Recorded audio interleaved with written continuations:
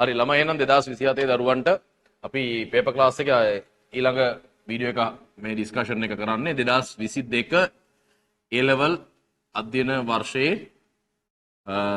ප්‍රශ්න ටික.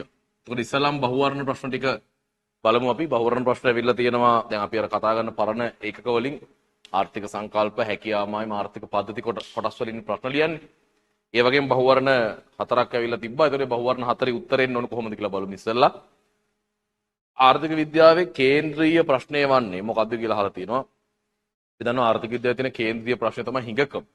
ඒ හිඟකම කියන සමාජයක තීරණ ගන්න කොහොමද කියන එක තමයි ආර්ථික විද්‍යාවේදී අධ්‍යයනය කරන්නේ. ඉතින් උත්තරේ වෙන්න ඕනේ උවමනා තුන්වෙනි උත්තරේ උවමනා තෘප්තිමත් කරලීම සඳහා හිඟ සම්පත් හිඟ නිෂ්පාදන සම්පත් බෙදා වෙන් කර දීම තමයි අදහස. දැන් ළමයි දෙවෙනි එක හැකියා මායම් සම්බන්ධයෙන් අහලා තියෙන්නේ. ඒක නිෂ්පාදන හැකියා මායම් සම්බන්ධයෙන් ගත්තම අහලා තියෙනවා හැකියා මායමක් දකුණට හෝ ඉහළට විතැන්වීමට පිටතට විතැන්වීමට බලපාන හේතු මොනවද කියලා. ඒක ළමයි නිෂ්පාදන හැකියා මායමක් දකුණට විතැන්වෙන බලපාන ප්‍රධාන හේතුව නිෂ්පාදන ධාරිතාවයේ වැඩිවීම.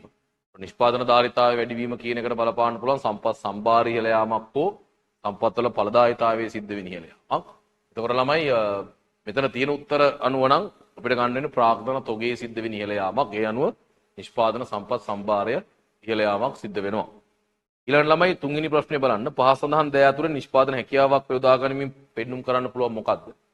හැකියා මායමක් භාවිතා කරමින් ප්‍රායෝගික ආර්ථික සංකල්ප නිරූපණය කරද්දී ළමයි අනිත් අවස්ථාවලට සාපේක්ෂව ඍජු ලෙස ඉදිරිපත් කිරීම දුෂ්කරයි පාරිභෝගික ඉල්ලුම කියන එක. යම් ප්‍රමාණයක අදහසක් පාරිභෝගික ඉල්ලුම සම්බන්ධයෙන් හැකියා මායමෙන් දෙන්න පුළුවන්. ඍජු ලෙස ඒක අදහස් ඉදිරිපත් කරන්න බෑ.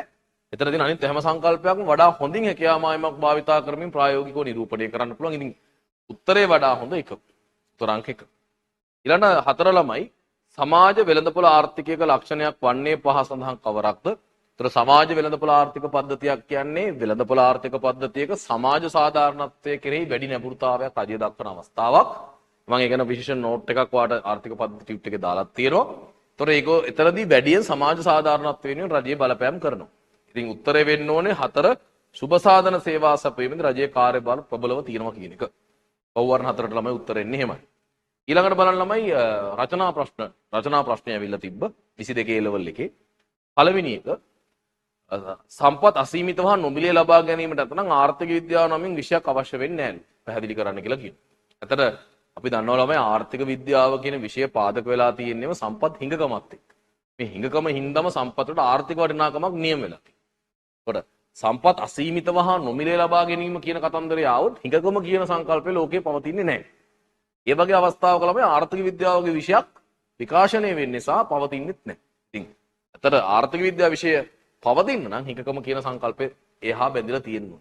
ඉතින් මේ ඇතුලේ ඔයා කියන්න ඕනේ සම්පත් අසීමිතව සහ නොමිලේ ලැබෙනවා. තේ හිඟකම නැති සමාජයක් එතන තියෙන්නේ. ඒතකොට තේරීම් කරන්න වෙන්නේ ඒ වගේ තැනක ආර්ථික විද්‍යාවගේ විෂයක් අවශ්‍ය වෙන්නේ නැහැ කියන එක. ඒකට හරය එන විදිහට තමයි උත්තරේ හැදිලා ඇත්තේ. මාකින් එකේ බලන්න මම ওই කියන හරය තමයි උත්තරය ඇතුලේ ලියවෙන්න ඕනේ.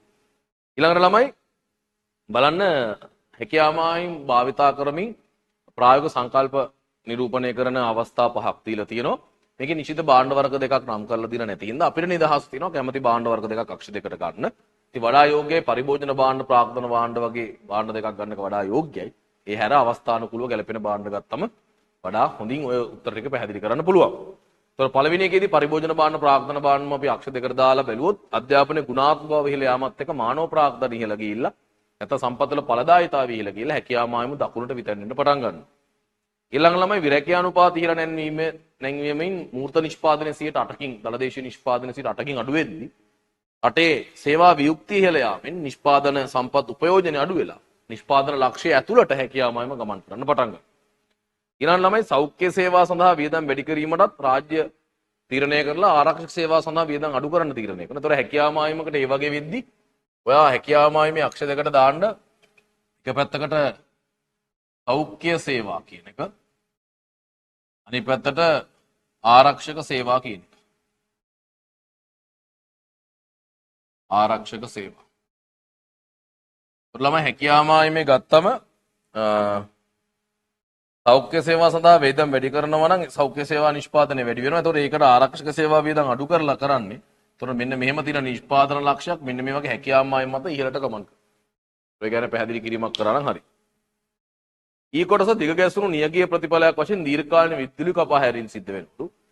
දැන් ඔකට නම් කැමැති භාණ්ඩ වර්ග දෙකක් ගන්න පුළුවන්. කුෂිකාර්මික කාර්මික හෝ ප්‍රාග්ධන පරිභෝජන කැමැති භාණ්ඩ XY ඕන දෙකක්. හැකියාමායිම වමට විතරන වෙනවා. මොකද විදුලිය කපා හැරීමත් එක්ක ඵලදායීතාවය අඩු වෙන හින්දා. ඌ කොටස කාර්මික නිෂ්පාදන සඳහා අත්‍යවශ්‍ය අමුද්‍රව්‍ය ආනයනය කිරීමට ලබා දෙන විදේශ විනිමය සීමා කරනලු.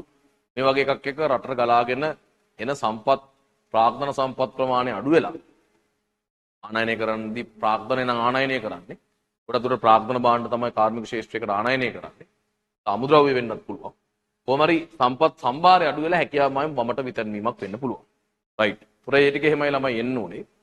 ඊළඟ තුන්වෙනි එකේදී නිදහස් වෙළඳපොළ ආර්ථික පද්ධතිය අවාසි මොනවද කියලා අහනවා. ඒතකොට වෙළඳපොළ ආර්ථික පද්ධතියක ළමයි අවාසි ගැන කතා කරාම අපි ඉගෙනගෙන තියෙන වෙළඳපොළ ආර්ථිකයේ පොදු භාණ්ඩ නිෂ්පාදනය වෙන්නේ නැහැ. සුබ සාධන භාණ්ඩ ඌණ වශයෙන් නිෂ්පාදනය වෙන්නේ. අවගුණ භාණ්ඩ අධිනිෂ්පාදනයක් සිද්ධ වෙනවා. පාරිභෝගික ස්වාධිපත්‍ය හිමිවීමක් තියෙනවා. ඊළඟට තිරසාර සංවර්ධන ඉලක්ක වලට බාධා තියෙනවා. සාර්වාර්ථික අස්ථායීතා ඇති වෙනවා. යටිතල පහසුකම් සම්පාදනයේ ප්‍රමාණවත් වෙන්නේ නැහැ. මේ වගේ විවිධ මං ස්වරූප 11ක් වාට දීලා තියෙන නෝට් එකේ වෙළඳපොළ අසමත් වීම විදියට ඉතින් එකෙන් 5ක් ලියුණා නම් මම හිතන්නේ 5ක් ලකුණු දීලා තියෙන අපිට 5ක් ලියුණා නම් ඇති. පැහැදිලිද ළමයි? රයිට්. ඒකේ අවසාන රචනා ප්‍රශ්නේ තියෙන්නේ ආර්ථිකයක සම්පත් උපයෝජනය කිරීමට තාක්ෂණයේ සහ ව්‍යවසායකයේ කාර්යභාරය. ඒතරවා කියනවා රටක සම්පත් භාවිත ඉහළ නංවන්න. සම්පත් වඩා හොඳින් කර්මාන්ත වලට භාවිතා කරන තාක්ෂණයෙන් කොහොමද සහයෝගය ලැබෙන්නේ? ව්‍යවසායකයේ කාර්යයන් වලින් කොහොමද සහයෝගය ලැබෙන්නේ? හරිද? ඒතර ව්‍යවසාය කාර්යයන් ටිකව දන්න ඕනේ. ඒ කාර්යයන් මගින් සම්පත් භාවිතය වැඩි කරන්න පුළුවන් කොහොමද? තාක්ෂණය මගින් සම්පත් භාවිතය වැඩි කරන්න පුළුවන් කොහොමද? අන්න ඔය සම්බන්ධ තමයි ලියවෙන්න ඕනේ. ඔකේ හොඳ පැහැදිලි උත්තර ටිකක් මාකටිං ස්කීම් එකේ දාලා ඇති. ඒ උත්තර ටික ලියාගෙන ඔයාගේ උත්තර ටික පොඩ්ඩක් සංසන්දනය කරලා බලන්න. පැහැදිලිද ළමයි? ඒතර 2022 ලෝල් ප්‍රශ්නේ ඔන්නෝමයි සාකච්ඡා කරන්න වෙන්නේ අපේ ඩිස්කෂන් එක. වාලී උත්තරයි ඔරිජිනල් මාකින් එකත් එක්ක බලලා අඩුපාඩු තියෙනේම හදාගන්න. ඊළඟට දැන් අපිට අන්තිම පේපර් සෙට් එක දෙන්න තියෙන්නේ.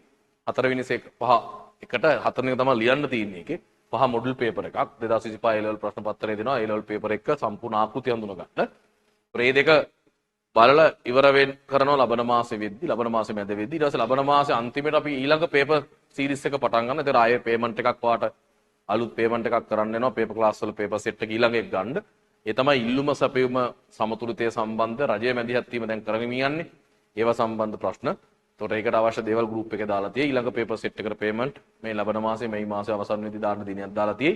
ඊට පස්සේ ඊළඟ පේපර් සෙට් එකේ වැඩ අපි පටන් ගන්නවා. ඉතින් මේ පයාස් පේපර්ස් ලියන වැඩේ නියමටම ළමයි ගොඩක් අය කරගෙන යනවා. ඉතින් ඒක ඉස්කෝලේදී වාගේ ලකුණු මට්ටම් හිරෙන්න ලොකු හේතුවක් වෙලා තියෙනවා.